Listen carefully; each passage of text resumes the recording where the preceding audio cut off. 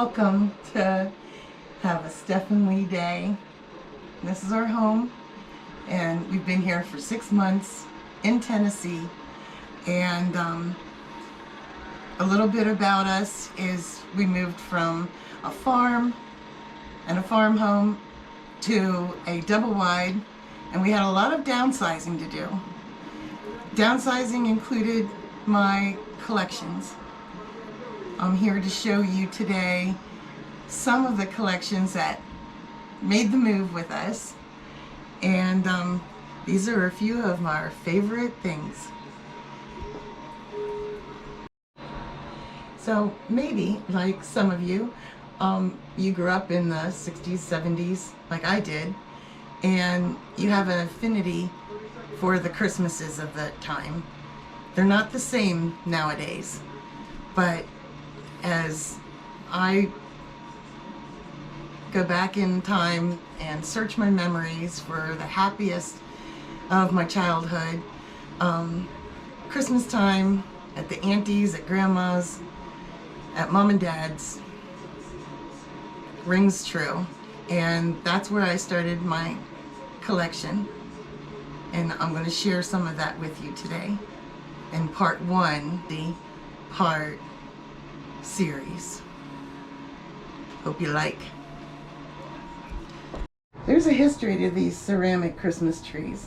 In the late 60s and 70s, everyone from that era was making handmade gifts, and ceramics was really popular. And as molds got better and as people went to classes to be social, they would go to ceramic classes and build and make their Christmas presents. And these became iconic, and today they're really expensive.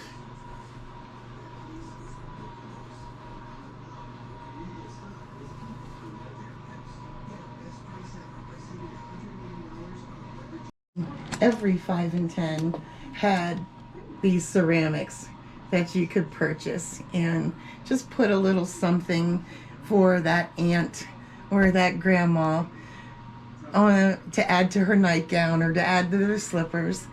And these made excellent gifts as well. Some of these are hand painted and some of them are store-bought. It didn't matter. They were all cherished and loved. Figural bulbs. They were really popular from the 1930s up to today, and the ones that were done in milk glass are probably around 40s, 50s, and then there were one done in Italian glass and hand painted. Here's examples of flowers and fruit.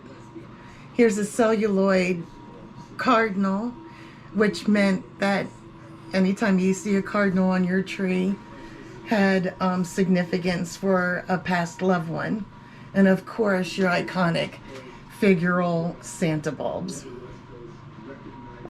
There were a couple main manufacturers of Christmas memorabilia, and the Norma Company and the Alcla Company. They were known for their blinking bells, their celluloid, their plastic candelabras, and it was iconic through the 70s to have these kinds of decorations everywhere, from your Sears and Roebuck catalog to your 5 and 10, your Wards, your Sears. They were a lot of fun, and as you can tell, they've lasted the test of time. These things were loved and cared for to this day, and I just want to cherish the memories by keeping them in their boxes, pulling them out because they're special, and putting them back in the way they belong. The Imperial 4-color rotary projector was meant for tinsel tree, and that was popular from the 40s through the 70s. And of course mine works. and I'll give you a sample. This is the Imperial 4-color wheel projector, and it was meant to go on a tinsel tree, silver tinsel tree. They're very expensive, hard to come by, and this is one of the things that we happened to find in our adventures, and my husband made sure I had it one year for my birthday. Something else I want to point out are the Norma bubble lights. They were produced as early as 1946, and inside the glass candle is liquid chemical I think it's called methylene chloride, which boils when it's heated up, when the bulb is heated up. Then there's these genuine Italian Christmas lights, which are little bells made in Italy. They were really popular. You could find them at Sears or order them from the Sears catalog. And right here is where they were purchased at one point in 1970. Electric wreath by ACLA. ACLA? That was really popular to have a candle in a wreath at a window. And that company, along with Megatone, along with Tinsel Manufacturing Company, and Timco, were some huge Christmas manufacturing companies at the time. And I probably have an example of one of everything from tree toppers to lights.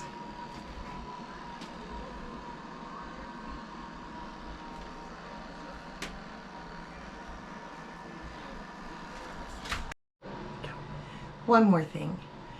When you're decorating for Christmas, you love Christmas a whole bunch, just like I do. You want to think outside the box. You want to mix it up. And more is more. Hence, why not use something from that era to accentuate and exaggerate your collections? I will, and I have, and I will. I hope you have enjoyed seeing part of my collection. That is part one of a multi-universe series of my Christmas stuff. Please come along, watch me decorate for Christmas, and get introduced to my collections. Looking forward to it. Have a Steph. I'd like you to like and subscribe if you'd like to see more of my collections and see how Steph-N-Lee do it.